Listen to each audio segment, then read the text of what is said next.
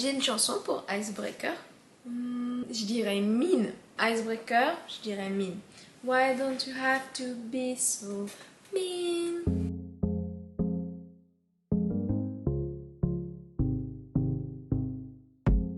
Hey, je ne sais pas pour vous, mais quand c'est l'été, j'ai tendance à lire un petit peu plus de romance. Voilà, il y a vraiment 2 saisons où je vais lire de la romance. Ça va être l'hiver, autour de Noël, et puis l'été. Je ne sais pas pourquoi, il y a toujours quelque chose dans l'air qui me donne envie de lire de la romance. C'est peut-être le soleil, ou les mojitos, ou l'idée de vacances qui rend la vie un petit peu plus romantique et oriente mes choix de lecture vers de la romance. Soyons d'accord. Quand je parle de romance, je ne parle pas de romancy, autrement dit de la fantasy avec beaucoup de romance dedans. Non. Les livres de romance, ils ont des personnes comme vous et moi, on ne va pas partir au pays des fées, on ne va pas partir non plus dans l'espace. Tout ça, c'est plus de la romance pour moi, c'est pas assez réaliste, j'ai besoin de quelque chose auquel on peut relate a little bit more, right? Aujourd'hui, je vais vous parler des 4 dernières romances que j'ai lues ces dernières semaines. Je ne sais pas si ce sont des titres que vous avez déjà entendu parler, qui sont dans votre pile ou dans votre wishlist. En tous les cas, j'espère qu'avec mon avis, ça va vous donner envie, ou non, de les prendre et de découvrir ces lectures pour vous-même. C'est parti! Le premier livre dont je dois vous parler, je le tiens quelque peu responsable pour les grosses chaleurs au Portugal. Dans ma petite sélection, c'est le livre où il y a le plus de contenu explicite, muito quente, et il s'agit d'Icebreaker d'Anna Grace. Alors, c'est assez ironique de dire qu'un livre qui parle de hockey est très chaud, mais c'est le cas, et franchement, avec ce livre, je pense que le thermomètre va un petit peu grimper. Avant de vous en dire plus sur ce livre, je veux juste vous mentionner les trigger warnings que l'autrice a bien gentiment indiqués dans la version anglaise. Et si ce sont des sujets un peu sensibles pour vous, je vous conseille de passer au livre suivant dans cette vidéo. Les trigger warnings sont... Déjà, c'est un livre pour adultes et j'apprécie que ce soit écrit. Il y a beaucoup de contenu explicite, donc c'est bien de le mettre que c'est pour des lecteurs adultes seulement. Et en plus de ces propos ou scènes un petit peu graphiques et explicites, ce livre parle aussi des habitudes alimentaires. Donc si c'est un sujet quelque peu sensible pour vous, voilà, n'hésitez pas à le passer. Sinon, si vous restez avec moi, je dois vous dire que j'ai beaucoup apprécié ce livre. Je ne suis d'habitude pas super fan des livres qui ont extrêmement de contenu explicite au point que ça se transforme en l'intrigue principale de l'histoire, mais avec Icebreaker, j'ai tellement ri et tellement pleuré que je lui pardonne cette petite faute. Je n'ai littéralement pas pu arrêter de lire Icebreaker de la sélection d'aujourd'hui. C'est le seul livre qui a été aussi prenant. Je pouvais vraiment pas lâcher le roman.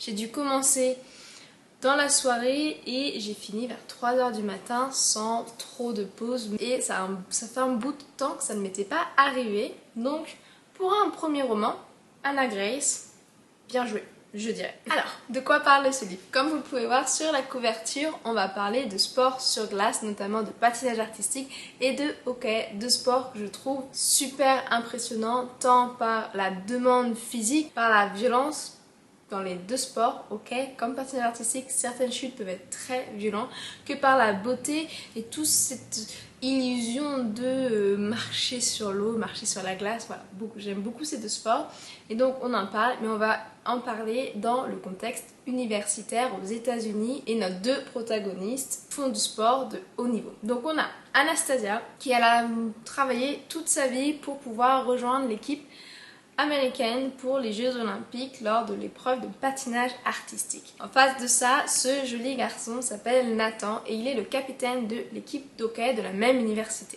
Ce qui va faire que ces 2 mondes vont se rencontrer, c'est qu'une des patinoires de l'université va être un petit peu sabotagée et va être méchamment abîmée et les 2 équipes vont devoir se partager une même patinoire au grand détriment d'Anastasia qui est assez compétitive, assez sérieuse et qui met le patinage artistique avant tout. Donc il faut qu'elle ait son temps sur la glace. Voilà, c'est le prélude, mais pas que. Il va aussi y avoir un moment où Nate, va devoir remplacer le partenaire d'Anastasia, puisque c'est du patinage artistique en couple, et le partenaire originel d'Anastasia a quelques petites difficultés dues à quelques petites péripéties dont je ne vais pas vous parler pour ne pas vous spoiler l'histoire. Mais voilà, ils vont devoir patiner ensemble et bien sûr, la patinoire, c'est toujours un endroit très romantique pour moi. Donc bien sûr, il va y avoir des étincelles, des petits trucs qui vont se dire.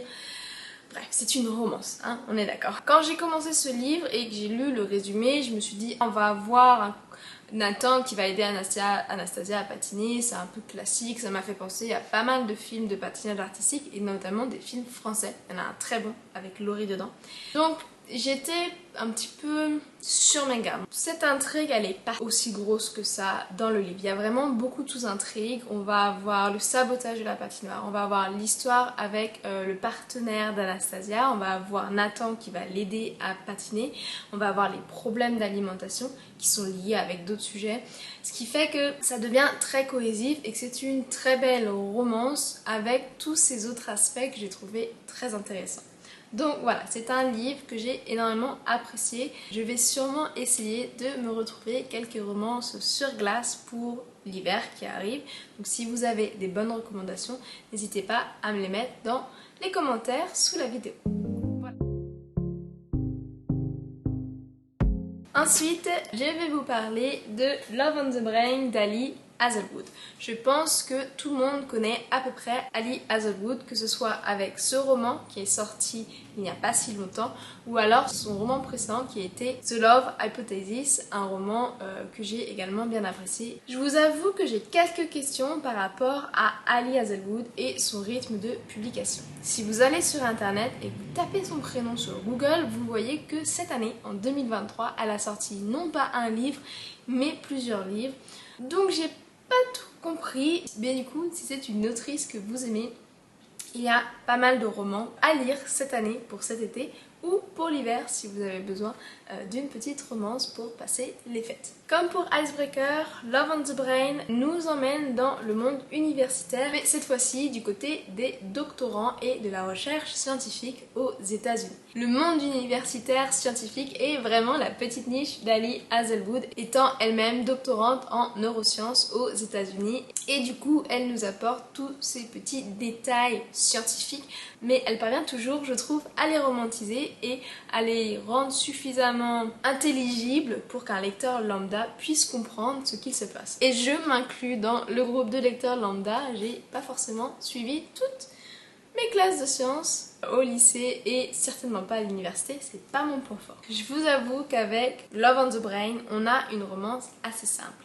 J'ai déjà lu Love Hypothesis et un des retours que j'avais eu, c'était que les deux livres étaient un petit peu similaires en termes de romance ou de personnages, notamment au niveau des personnages masculins. Et même si je suis quelque peu d'accord avec ce retour, je trouve que le mécanisme de l'histoire est assez différent. Aussi étrange que cela puisse être pour cette vidéo qui porte sur la romance n'est pas le message central de ce roman. Ali Hazelwood nous parle de bien d'autres choses qui sont tout aussi intéressantes et la romance qu'on a entre nos deux personnages n'est juste en fait que le bon déroulement des choses. Même si dès la page 26 ici, j'ai un petit peu deviné qui était pris par rapport à Levi et vice versa, quels étaient les tropes que l'autrice allait utiliser. Dans ce livre, donc, Ali Hazelwood nous donne une belle introduction du monde ultra compétitif de la recherche, même quand on fait de la recherche pour NASA, ce que font Brie et Levi, mais également la compétition pour obtenir des fonds, des risques et problèmes de sabotage, de la course à un brevet pour pouvoir sécuriser sa recherche mais également quelques revenus, et ça intéresse la NASA apparemment, les conventions scientifiques et également le sexisme qui est très présent dans le monde scientifique. Rien de nouveau sous le soleil quoi. S'il y a une chanson qu'on peut associer avec ce livre, c'est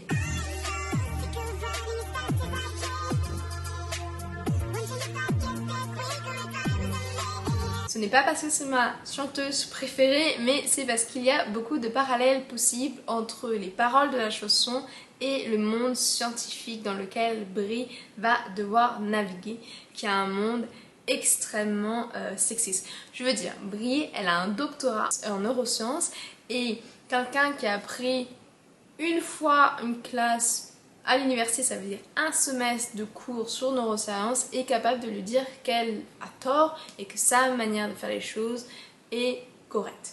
Voilà, mansplaining à son plus grand sommet, très clairement. J'adore d'ailleurs la manière de Brie d'analyser chaque petite situation où elle va se retrouver en infériorité face à toute la bande de mecs avec qui elle doit travailler. Donc, plein de bons conseils sur comment évoluer dans un milieu très masculin en tant que femme. En parlant de Brie, j'ai adoré ce personnage et toutes les petites facettes qu'elle a. Elle est pleine de surprises, elle est drôle et c'est un vrai tourbillon d'énergie. J'aime bien le fait qu'elle s'est créée un alter ego pour essayer de combattre un petit peu ce sexisme dans le monde scientifique et c'est intéressant de l'avoir embrassé cette facette d'elle-même au fur et à mesure de l'histoire. Également, j'avais peur que sa manière de se comparer à Marie Curie soit un petit peu lourde. Je suis d'accord que Marie Curie est une des scientifiques féminines les plus connues encore de notre temps, mais il y en a beaucoup plus et de plus en plus qui est bien en ce moment. Donc, j'avais pas trop bien compris pourquoi l'autrice avait associer son personnage principal au personnage emblématique de Marie Curie. Au final, ça fait tout à fait sens dans l'histoire et la manière qu'a Brie à parfois faire référence à Marie n'est absolument pas dérangeante. C'est très léger, c'est bien amené et étrangement assez informatif. J'en ai beaucoup appris sur Marie Curie. Voilà, que dire de plus par rapport à ce livre? Je n'ai pas forcément aimé le vie, il est un petit peu trop parfait pour moi et comme je vous le disais en début de ces vidéos, je lis de la romance contemporaine parce que j'aime bien que ce soit réaliste et un intérêt romantique qui est parfait, super compréhensif, toujours présent et toujours à l'écoute. C'est pas très réaliste à mon humble avis. Donc voilà, ce sera ma petite critique. Le vie ou Lévi, je sais pas comment ça se prononce, est vraiment parfait et du coup assez lisse. On a une sorte de backstory qui lui est donnée, mais je trouve qu'il n'est pas assez exploité. Ça aurait pu donner un petit peu plus de réactions ou de comportements différents avec Brie et les autres personnages de ce roman. Voilà, ce sera ma petite critique. Vous en faites ce que vous voulez. En début d'été, j'ai découvert Emily Henry avec Book Lovers que si vous n'avez pas lu, je vous recommande très fortement.